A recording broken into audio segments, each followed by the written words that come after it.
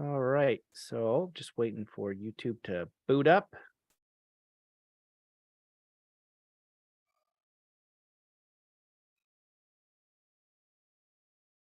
Perfect. Hit the recording.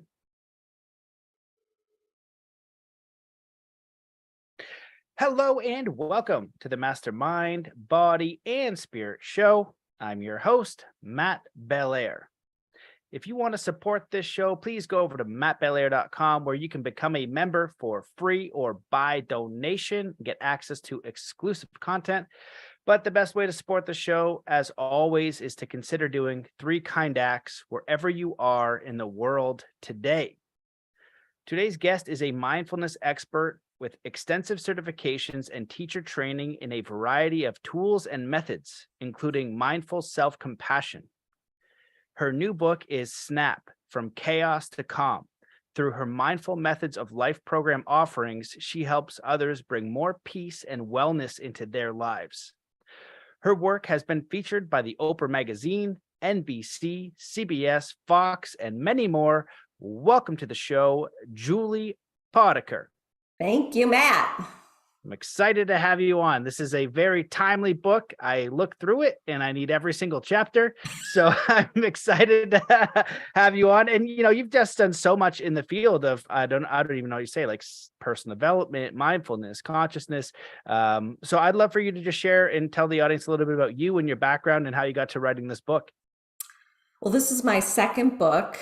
My first book, Life Falls Apart, But You Don't Have to, Mindful Methods for Staying Calm in the Midst of Chaos, is sort of the background of all this and really explains my journey of having so much stress that I was screwing up my words and going to a neurologist and having him prescribe mindfulness-based stress reduction.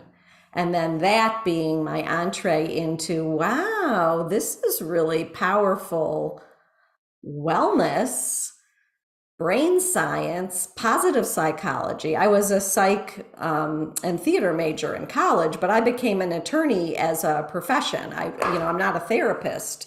So this whole thing kind of resonated with my background, and I thought it was fascinating, and I just kept studying and learning and taking trainings. And when mindful self-compassion was invented in 2010, it was so brilliant and transformative. And in 2014, they offered a teacher training. I took it in the first cohort of students who were all going to be teachers of it. There were 50 therapists, me as a recovering lawyer, and a woman who's a physical therapist.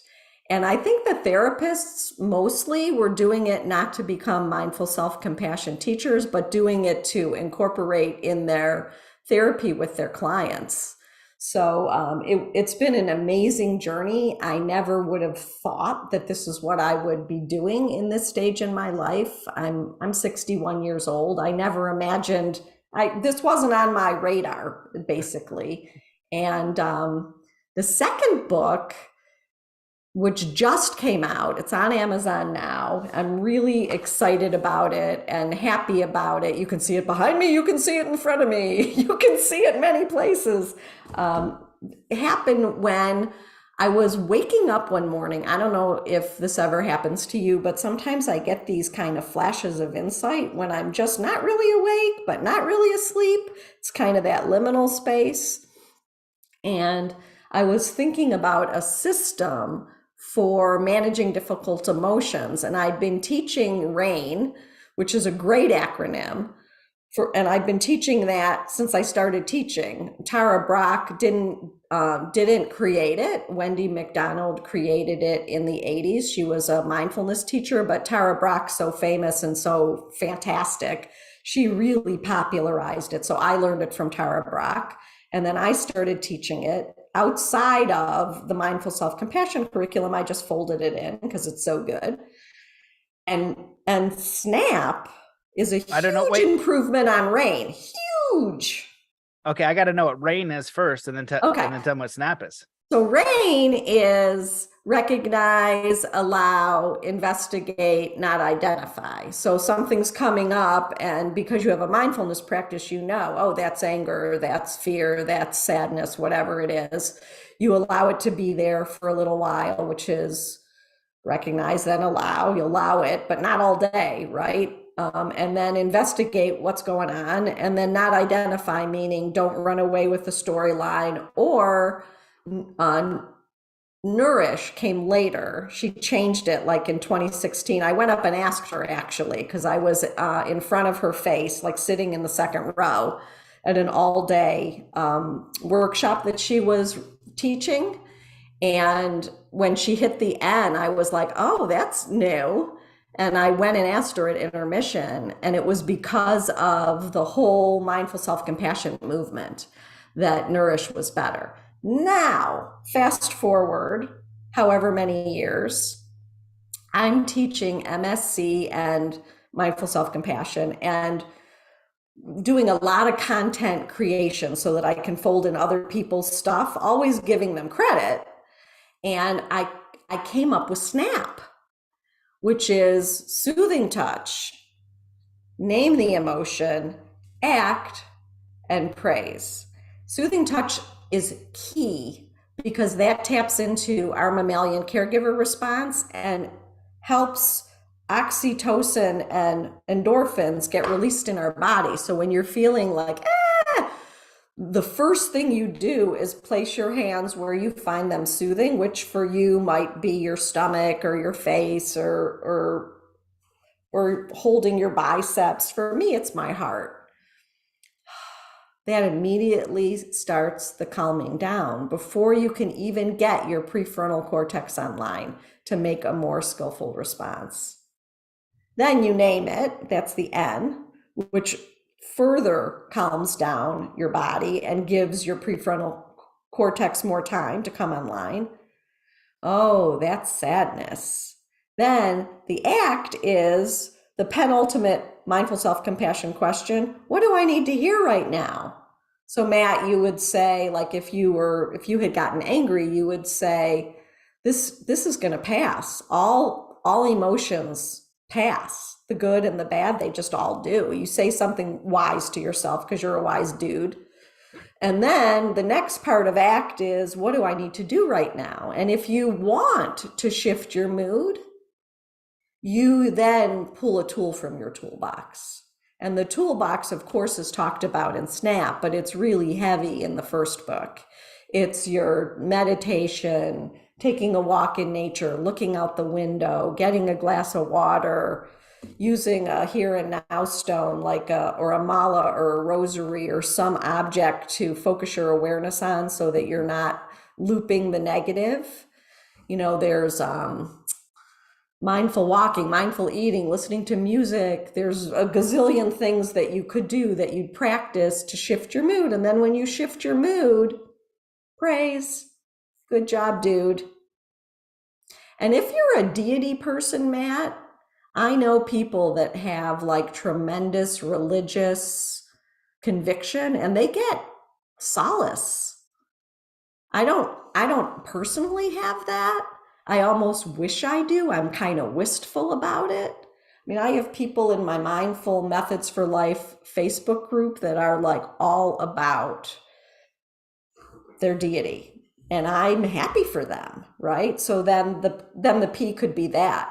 You could thank yourself and thank your teachers, and then you could praise Jesus or thank God or really thank Allah or Buddha. So that was a really freaking long answer. Are you with me? I'm listening and I love it because my favorite thing about the interviewing people and learning is make it practical so that I can use it. I love the philosophy and I love the stories, and we can dive in, and acronyms that I can understand and then apply immediately are my favorite things. When I wrote Zen Athlete, it was all applicable sports performance. And as far as mental health goes, this is so simple. And I know how powerful it is. And, like one of them is like the pattern interrupt. Like you said, you notice it. So you're training your mind. Most people they'll get a negative emotion and then they'll just stew in that sucker all day.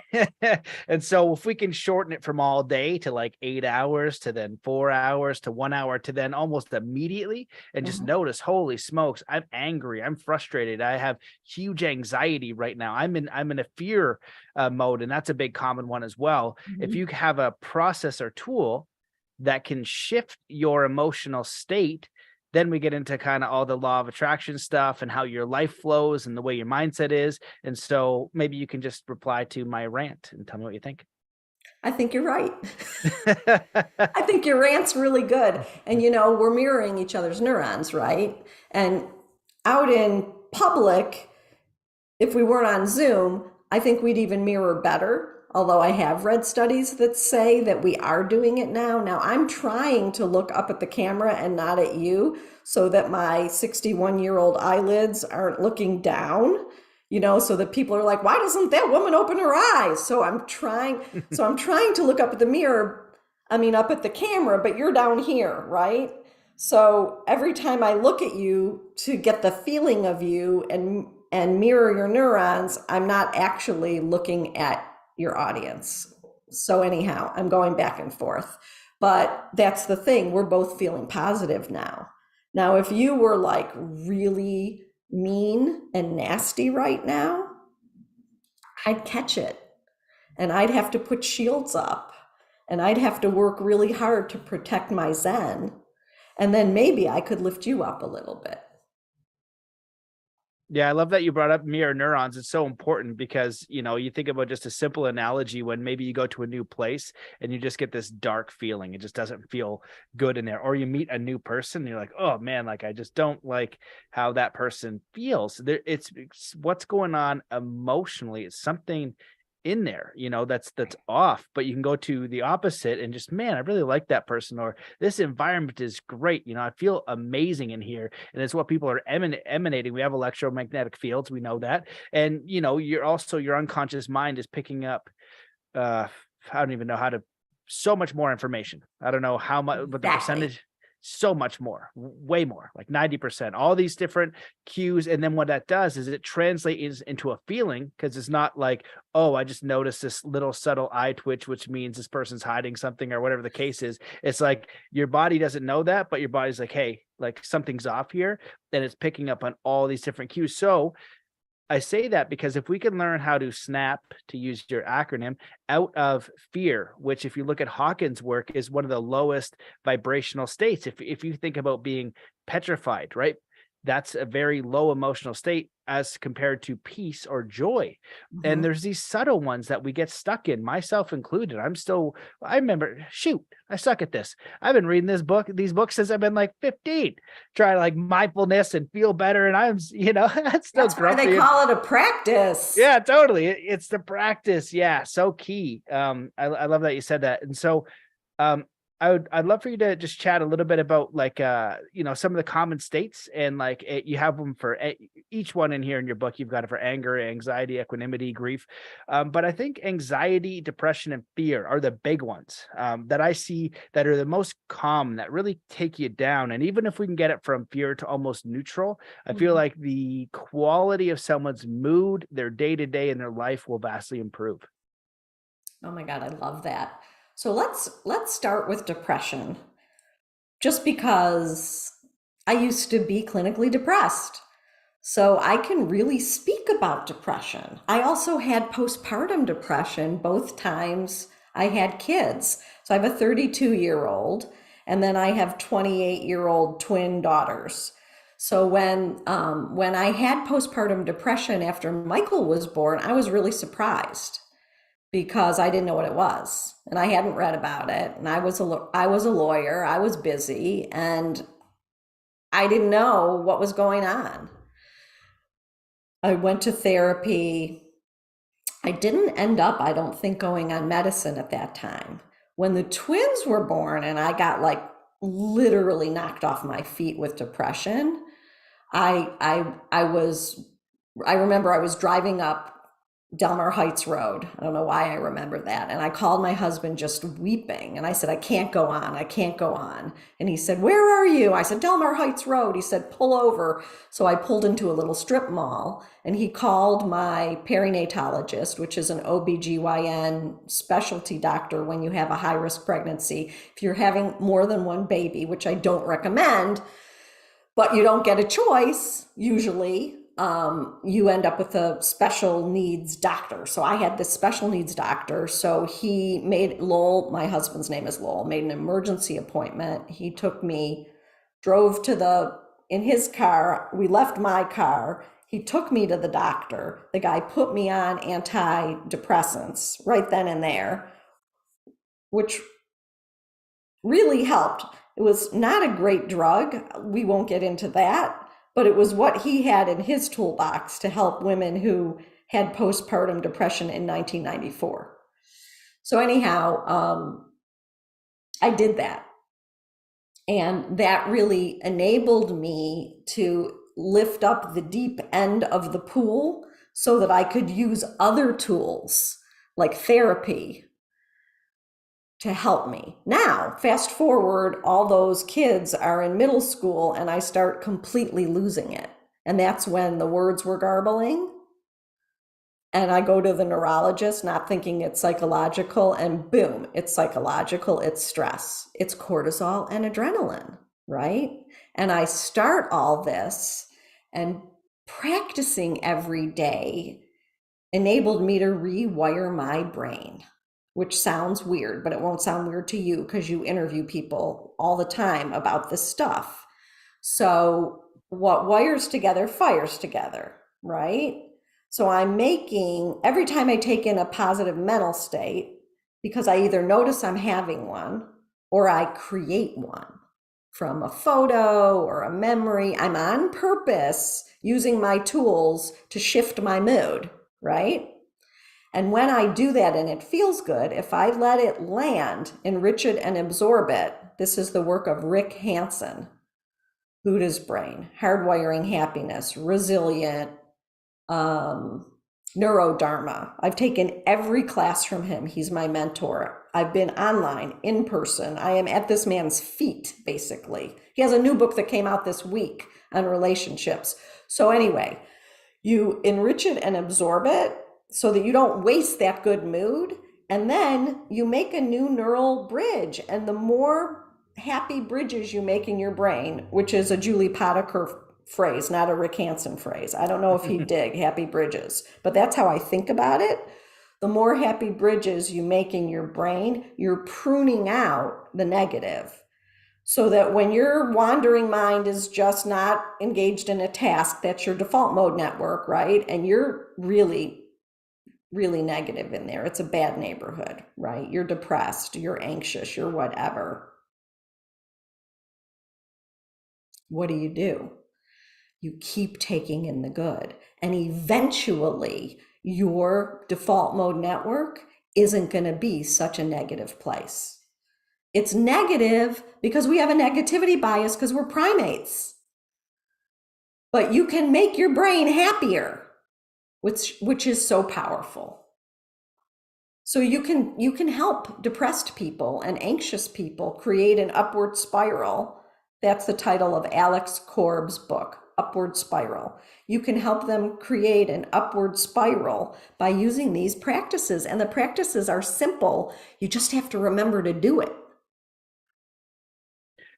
Absolutely. I love all that. You touched on so many important ideas and tools in that very short state. The one is understanding that we can shift our state of emotion and also going deeper into our default setting and understanding and noticing what that default setting is. And that's where self-awareness starts. It's just noticing what you're thinking and how you're feeling, and then recognizing that you do have a choice to switch those emotions.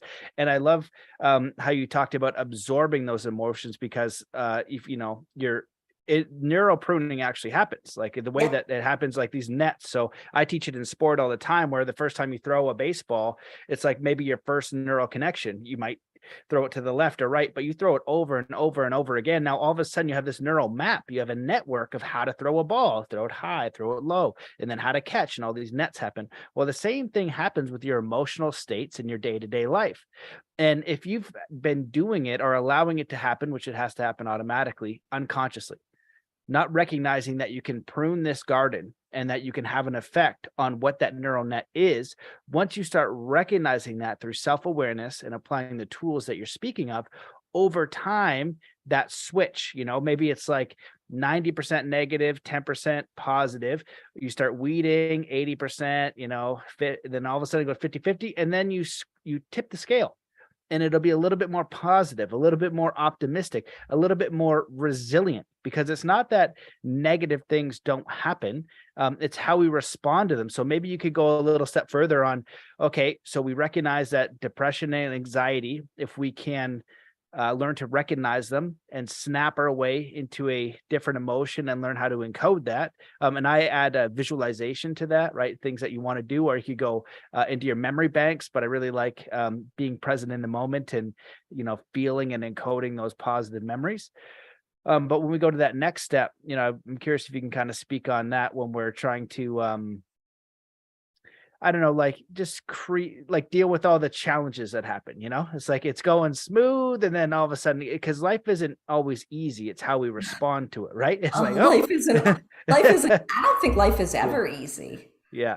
I mean, I think life is really full of a lot of suffering and heartache, if you're sensitive, especially. So it is, you said it maybe a minute ago, it's how we respond. It's how we respond that's going to make or break us. And that is our resilience. And the fact is, it's that Viktor Frankl quote that I put in my first book. The fact is, the pause, we want the pause in between the stimulus, in between the match and the flame. I can't remember the exact quote. Everybody uses it. It's Man's Search for Meaning, Viktor Frankl. So it's that pause, and that's what meditation helps you get, right? So all these things work together to help you slow down enough to give you the power to help yourself. And, people will say like, that, like somebody said to me, you saved my life. And I'm like, no, you saved your life. You practiced. This stuff isn't rocket science, but it actually is brain science. And if you practice, you can save your life. Yeah. And I'm glad you brought up that point again about just practicing, right? I remember speaking to someone, I did a law summit, and oddly enough, it comes back a lot to the Bible. So I got more interested in the Bible because I've never read it front to back. So I started reading it more. And my friend, he told me, he goes, I'm a practicing Christian. And it kind of like, when I think you get groups of people, for myself anyway, I kind of categorize the whole group, and then, it becomes more of a mob, but an individual is a little bit different. So I can take that like work of Bruce Lee, for example, and I can apply that for myself. Or I think about the Karate Kid, and it's both martial arts, but you've got Cobra Kai and then you've got Mr. Miyagi, so it's how you interpret that, right? So I think the same thing for spirituality is important to recognize. And so, the other thing that I think is important here is the pause, and that's where free will comes in. Right. It's that pause. It's like, I remember one of my buddies, he started listening to my podcast early days, is like episode 50. And he goes, you kept using this example where you're driving in traffic and somebody cuts you off and you get angry, and you'd say, you don't have to get angry. And I'd be like, what are you talking about, you idiot? Of course I have to get angry, because you drive to Toronto every day. Right. And he'd always have, a challenge in traffic. And then he recognized that he actually didn't have to have that immediate response. Mm-hmm. And that's key. And that's where I think our free will comes in, for us to respond and shape our reality, our internal way of being, which also will influence what happens externally. Or 100%. There's a great quote. Go ahead. If you're not a douchebag in public,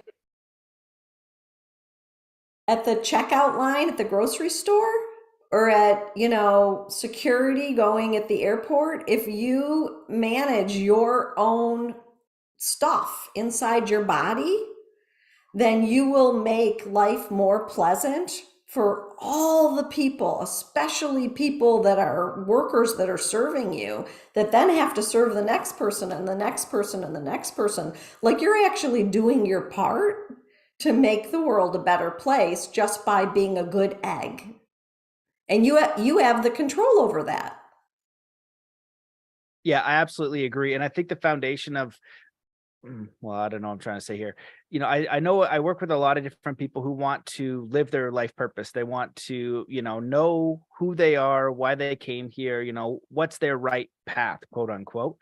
And, everybody obviously has a unique journey, but I feel like just being a good individual is a start. And not good by anyone else's definition, but like, are you managing your own internal state? So do you go around in, peace or anger or frustration or whatever the case is, just learning to clean up your own backyard and your own relationships? That is so powerful, because if you look at the work of Dean Radin and the Noetic Science Institute talking about the whole world being vibration, and Tesla talked about it, if that is in fact true, which it could be, I don't really know, but it's an interesting theory. If we all were more joyous, like I said, we talked about, we feel it in small circumstances, we feel it in bigger ones. So if enough of us got to the state of more genuine peace, joy, happiness, we're doing our little bit. And like you said, going to the store, I've heard of stories of people who were going to kill themselves, and just a little bit of kindness from a stranger changed their whole life and their whole day. And that stranger would seek them out just to say, do you know that, like,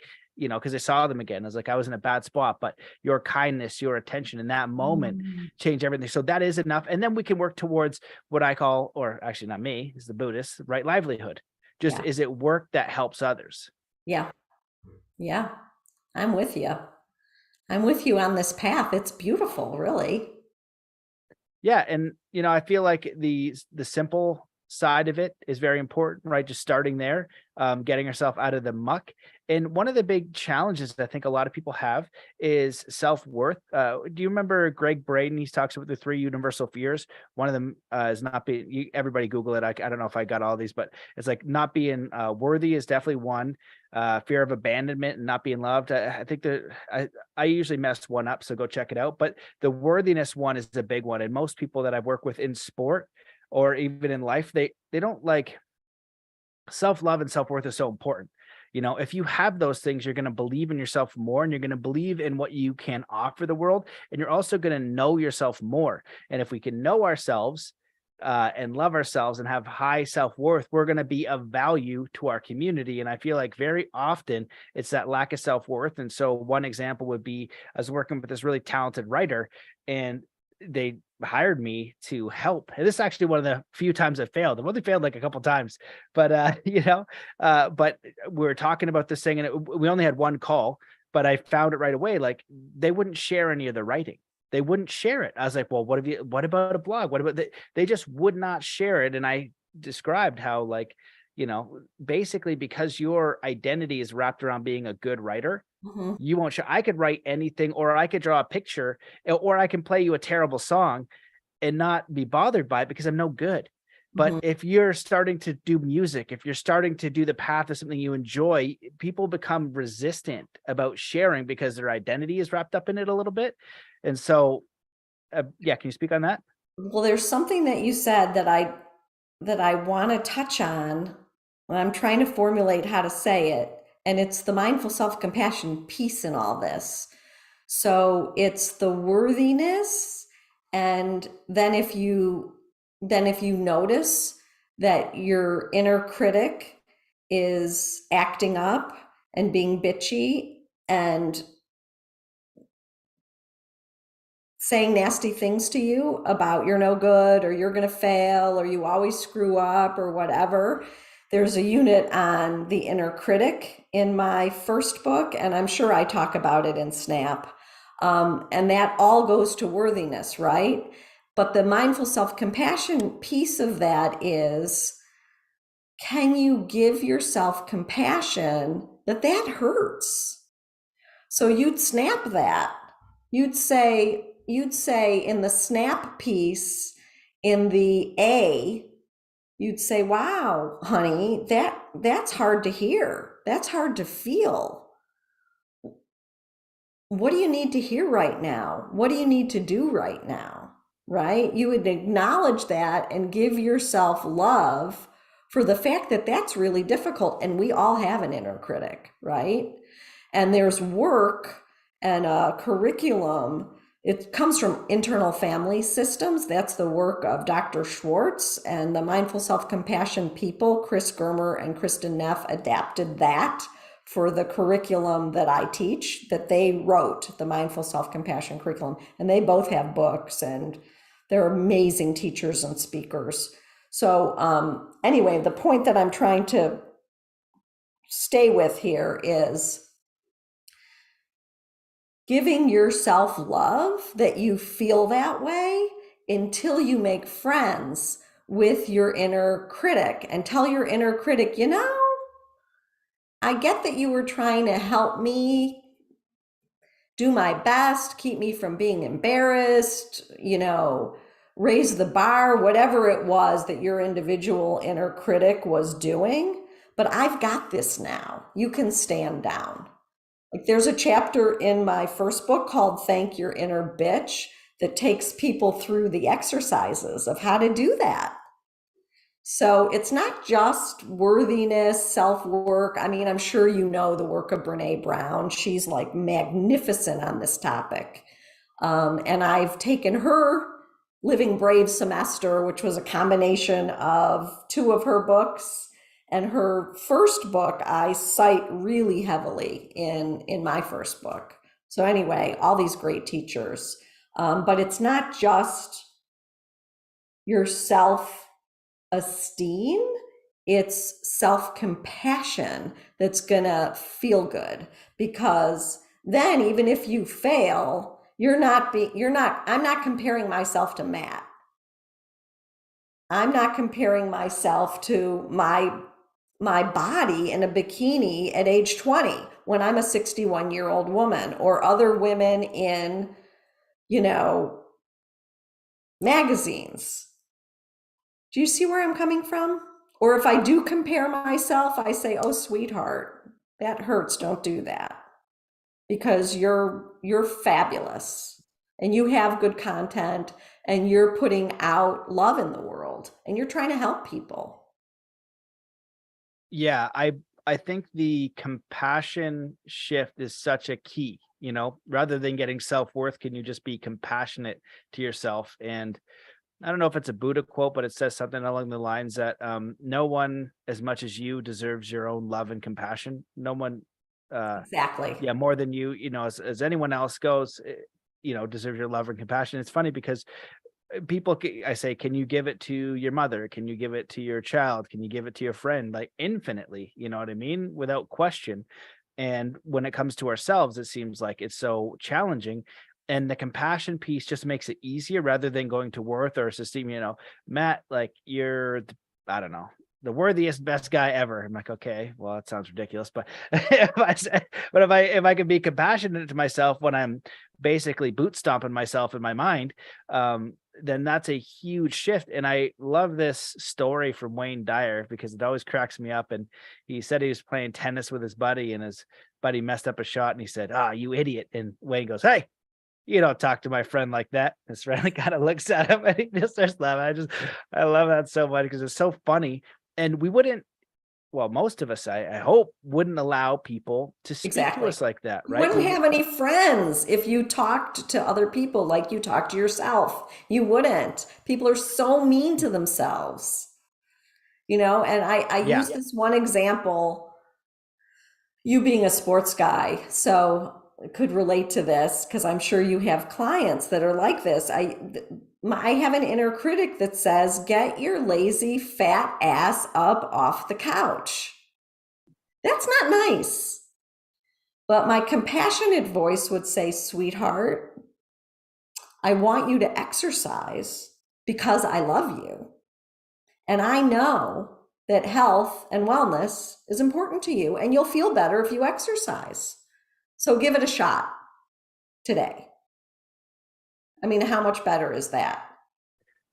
It's so much better. And as you're saying this, what I reminded of is a tool that I teach sometimes is just to kind of write down some of these things that happen often. So you do a day review, right? You'll notice that these things are finite, like whether they're emotions. Okay, so you go through days like, whoa, I'm struggling with anxiety mostly, or I'm stuck with fear, or when this happens, that's when I really shit kick myself. So you'll notice that it's not infinite. It's what will happen is normally it's patterns. And if you can become aware of those patterns, now you can apply a tool. And by applying those tools, it is literally hardwiring and changing your brain to create different emotional states, which is obviously a different way to live and experience life. It is so powerful, so simple. And there's so much stuff out there in mindfulness and the new technologies and all this kind of stuff, but it can be that basic. These teachings are thousands of years old. Mindfulness from different cultures, different walks of life. They're the same thing. When I wrote Zen Athlete, it's just like the mental game of sport, which I learned from martial arts, but it's just mind, body, spirit. It's not that complicated. They're still teaching the same things because they work. But the big key is, do you practice it? Do you remember to practice it? How do you not get lost in all the distractions of life, right? That will pull you down this negative spiral. So I think people, even with like who struggle with addiction and things like that, right? It's this negative spiral versus choosing the positive habits. Do you want to chime in? I have a tip about how to remember. Share, please.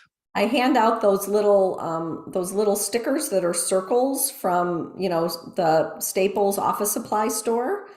They're just little colored circles, and I have people put them on their laptop, their monitor, their bathroom mirror, their cell phone, their dashboard on their car. And when they see that circle, it's a reminder to pause.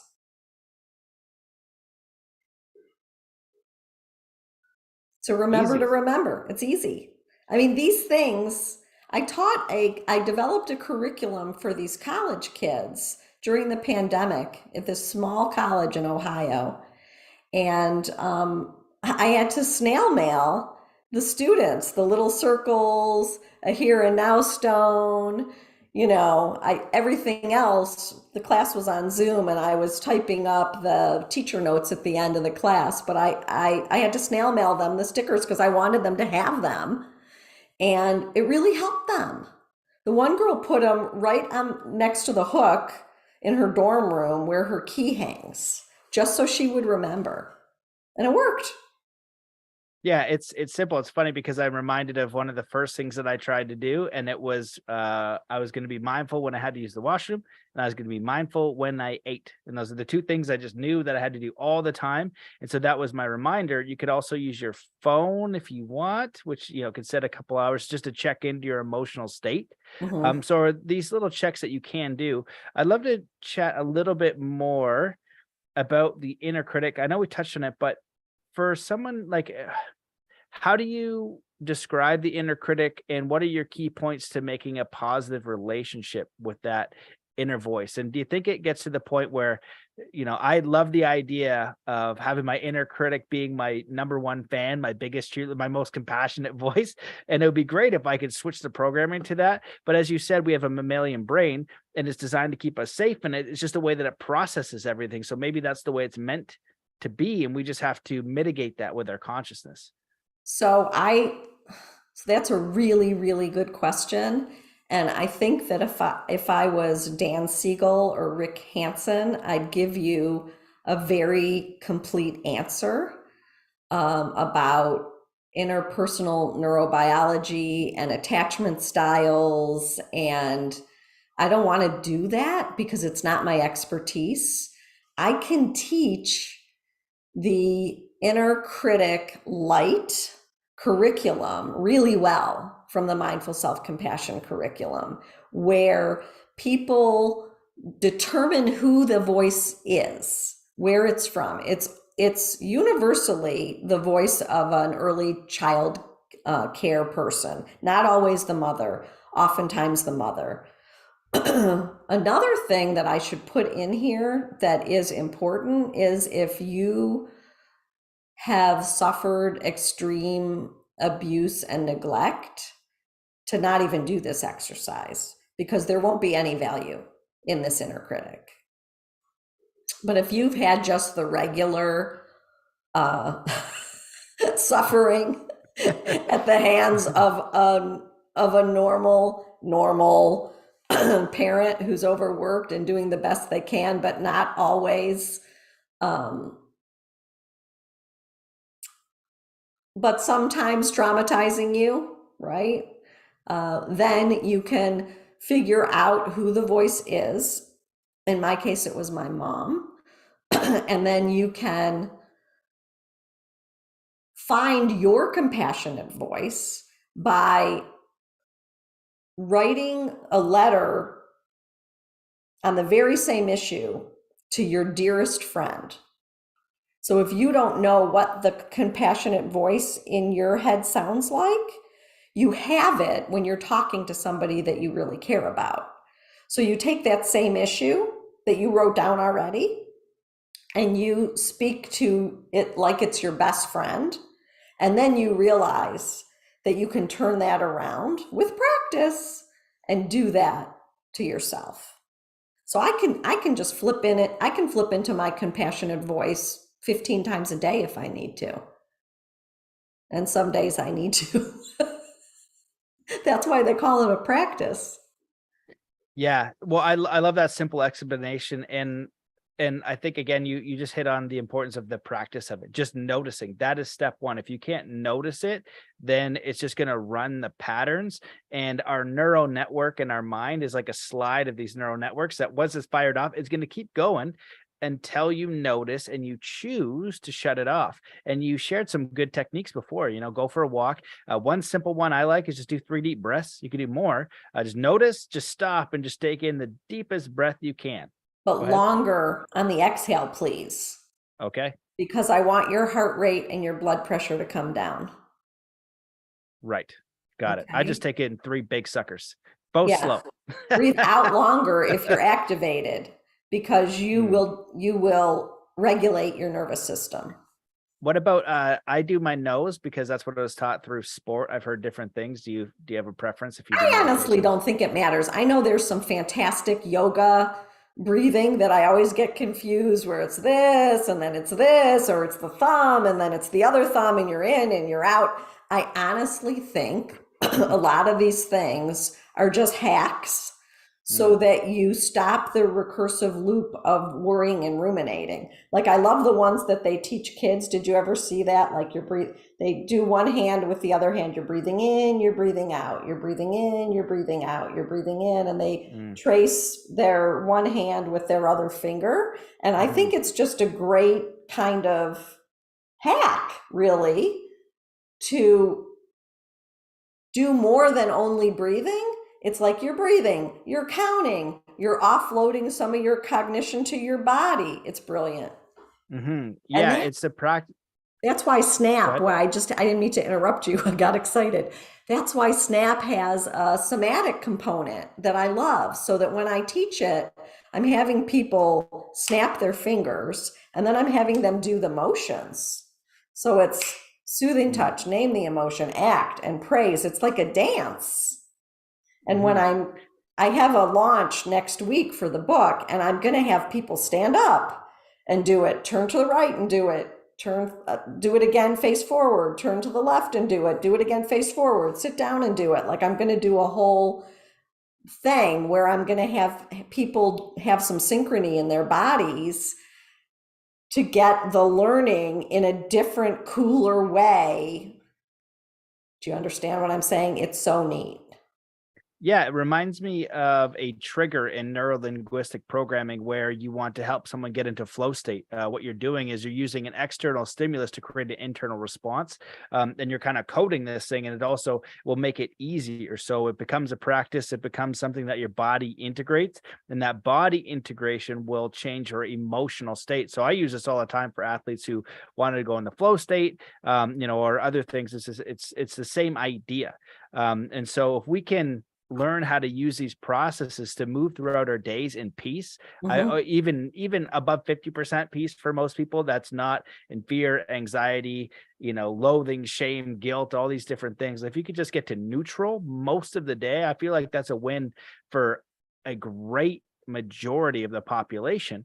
And then you can bring yourself up into joy and higher states more often as well. Mhm. But I feel like that's what gets us closer to our natural way of being and the creator. So actually, I'll ask this, because as I'm saying that, I'm like, okay, well, what brings me down? How about What what brings me brings you down? up? Yeah. Well, let me talk about what brings me down. But I do, yes, bring me up is important. But like I think about, okay, so often people are worried about the external state of the world. That's been happening the last couple of years. There's more concern with the external stuff that we're viewing, things going on. So it creates concern. And so how do you teach people to manage that? Be like, okay, I'm thinking positively for my family and for the kids, and I want to do this positive stuff, the podcast, but then I see, holy, like those are some red flags and that's kind of dangerous. So how do I balance that to live in peace, but not ignore some of the challenges that might be going on? It's a good question. You can see I have my hand on my heart already. So I don't ignore all the completely horrible, terrifying things that go on our planet, from climate change to mass shootings to hurricanes, tornadoes, floods, mudslides, fires, systemic racism. I mean, it's a shit show what goes on, right? So I'm not bypassing any of that. I'm just managing it. So when something's really bad to me, I do a practice that's ancient called Tonglen. And I just described this on an interview the other day, on a radio interview. And I don't know if I explained it well, but I do explain it in my book. In my book, I use the English translation. It's the receiving sending meditation. And Pema Chodron, who's an unbelievable Buddhist scholar and teacher, has many, many YouTubes on this, as well as a book on this. I also, in my free podcast, Balance Mind with Julie Potiker, have Tonglen meditations. In this meditation, you're actually taking in the suffering. You're taking it in. You're allowing your heart to break. You're taking it in on the inhale. And then you are using your body and your mind to morph it into peace on your exhale. So you're taking in the suffering. I've done it just weeping. And by the end of the meditation, I am breathing out peace, love, light, ease. I mean, and she never says this, and I've never read this, but I have a suspicion that the reason it does work is because you're doing something. You're not just wallowing, because you can't control this stuff. You can't control that we have too many guns in the United States of America, and that the NRA is too powerful, and that the cat's out of the bag and you can't put it back in. And it makes you feel impotent that you can't send your kids to school knowing for sure that they're going to be safe. I mean, that's completely terrifying. But if I allowed that to terrify me to the extent at which somebody sensitive like me could be terrified, I wouldn't get out of bed. And that's not the person I want to be, being helpful. Well, I appreciate you sharing all that. It reminds me of being in Nepal, and I went to, I forget what the lake was called, and then you had to walk up a big hike, and there's a tower, and there's a couple monks sitting there. And I asked someone I was with, one of the monks, and I said, "What are they reciting?" Right, and basically they sit there their entire life, essentially doing world peace, and this is one of the meditations that they taught me, and one of the things I've heard in the podcast is that you're transmuting that negative energy or feeling or observation in the world that you're feeling. And so what it allows you to do is pass through. So there's some interesting work out there that talks about if you have trauma, you could store it in the body. And the Mhm. same thing could go on micro levels, depending on how traumatic the fear or the challenge is, that you hold it within the body. And what this allows it to do is transmute. Another technique that I heard that it comes from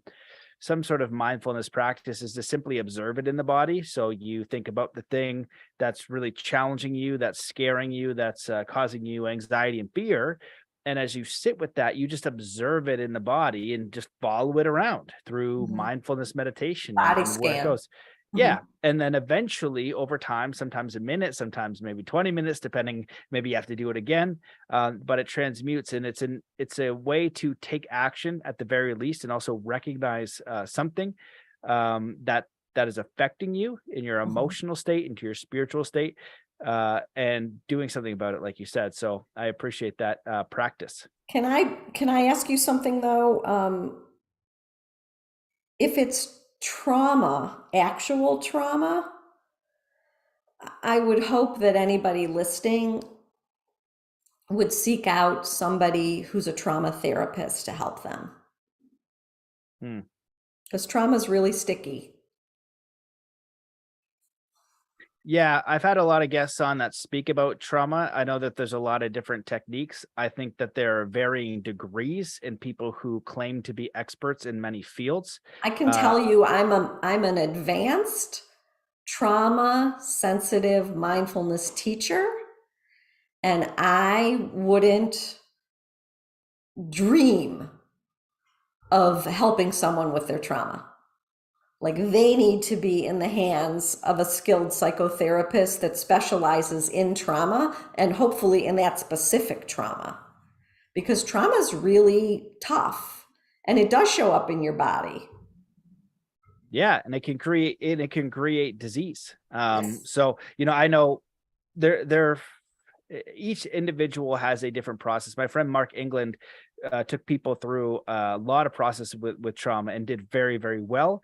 And there are certain things he wouldn't touch because it Hmm. was too intense. Right. But we can provide those tools, and I see the mindfulness and spirituality and all these different tools, as some of them are more effective, some of them are less effective, but it also is different for each individual. And so if you've got a toolkit of processes that you can bring people through, so right now you're sharing some tools and processes that people can go through and hopefully help them on their path to healing. And if they want to seek out a professional who's got those skills, that can be incredibly helpful Yeah, and expedite the process. exactly. Like you said in the beginning, it's like, not the beginning, but you're talking about like you're run of the mill trauma, Yeah. not like I the had super. I become a certified peer-to-peer grief educator next week. And Congratulations. it's with David Kessler, and he has all these special guests come and teach us things. This has been a 12-week class that's been really rewarding and rich. He's an excellent teacher. And one of the guest presenters was a grief yoga. And I thought, that's so cool. And this dude had all kinds of moves to do with your body that moved energy out, so that if you had a client that was suffering trauma, you could help them get it out of their body. Yeah, there's a lot of interesting ones. When I was training with the Shaolin monks in China, they had a system for almost everything, and a lot of it was very physical. Their map of the energetic system of the body was completely nuts, and they had some old teachings and technologies or ways of being that were just absolutely mind-blowing. So there is tools out there. So I appreciate you sharing how serious that can be, and just getting into the right hands, because I've some with plant medicine, it's become a little bit more popular. I've had guests that are, I've talked to shamans, I had Native American elders as teachers, variety of different views on using that tool. And Mhm. what I found is that you needed to be mindful of who that right person was for you. Exactly. And so finding and doing that research, find that right person for you that resonates with. And if they don't, that's okay. I Just think find someone that's else. I think that would be called wise discernment, Matt. Yeah. Yeah. And so that's important too, because I've heard some, the spectrum of scales of, I had this and this thing happened. I'm like, oh, that's nuts. Well, This has been awesome. I'd love to end it in like a very positive note. So with your book, I love the chapters. The snap system and tool is phenomenal. It's simple, it Thank you. will work, and it just requires practice. Yep. You can cite that in the many books that you've talked about in this podcast from your research. So I can tell from all the shows that I've done and study that I've done that it does work if you choose to practice it. So is there anything that you wish that we had chatted about or that you want to leave the listeners with before we close the show? Yes. Perfect. Believe it or not, we didn't actually talk about gratitude, Oh, yeah. and that's foundational. So everybody needs to keep a gratitude practice every day. It doesn't matter what the gratitude practice is. The one that I do is I write down what did I enjoy today and what am I grateful for every day, just in a, like in a spiral notebook. But last week, I met with two young guys on Zoom that are about your age that are very cool. And they just created an app called Gratitude Plus. It's brand new. And why I think it's cool is that it has a community component. So it's not just you writing into your phone what you were grateful for that day. And by the way, if you don't like that prompt, there's 5 or 6 other or 8 or 10 other questions you can answer. But there's also affirmations in there, there's reminders in there, and you can make a circle, a gratitude circle with your family, your friends, your neighbors, or you can just go on the public feed. And I'm just noodling around to help these guys because I think it's really hopeful that young people are doing stuff like this in the world. So I'm not taking a financial anything. I just said I'd love to help. So I'm noodling around to see how it feels. And I noticed yesterday when I read other people's gratitudes. Oh my God, there goes my window shade. I noticed yesterday when I read other people's gratitudes that I got a sense of boost. I got a feeling of well-being. Like, how cool is that? So I recommend people noodle around with this. It's called Gratitude Plus. The two guys I met with, David Schaefer, he created it. And it's really kind of sad and sweet how he came to it. He was already in that field. He lost his mom. She died. He didn't lose her. She was dead. She died. And he was suffering grief. And it was, during the lockdown. She passed away before the lockdown, but then the world shut down. And he couldn't find something online that was comforting. And so he created it. So this is him, in the words of the Grief Educator program with David Kessler, turning pain into purpose. This is a beautiful way of him turning pain into purpose, which is how I started the Balanced Mind Meditation Center. I did it in memory of my mom. 6 months after my mom passed, which is almost 7 years ago now, I opened the Balanced Mind Meditation Center in her memory. So these are like, gratitude is really woven into all this wellness. I'm glad you brought that up. I truly believe that gratitude is a very important practice. And I wanted to add on, when you spoke earlier about I don't know what you called it, but like the embrace, how would we go through that practice, but kind of internalize or, magnify the emotional state? And so what I learned from my study in, I don't know, sports psychology, mindfulness, conscious, all the things, their suggestion is to make the feeling as real as possible and magnify it. So in sport, it's very simple. If I'm trying to do a trick, I want to feel exactly what that trick is like. And I also want to magnify that feeling, also the joy of what it will feel like to finally do that thing. And what you're doing is encoding that in the body when we're, creating these mirror neuron, or not mirror neurons, but the neural pruning that we want to activate.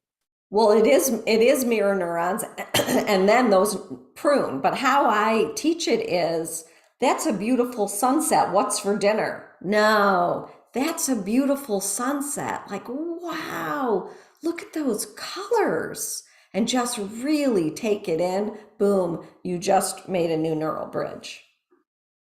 I love it. Yeah, because I feel like with the gratitude journal, some people will I think it's an important practice. I actually have that exact practice, and I think the prompts are good. So, seeing what these guys are doing with their prompts would be another tool, which would be great, and just making sure it doesn't go stale. So, if I once I write them down, I'll read them out loud, and then really just embrace the feeling, and try to amplify that feeling, not just go through the motions and write it. And I think that's a very powerful thing to do, because you're directing your consciousness towards what you prefer, and not just letting the default kind of take your consciousness wherever it might. So that's have, enrich, absorb.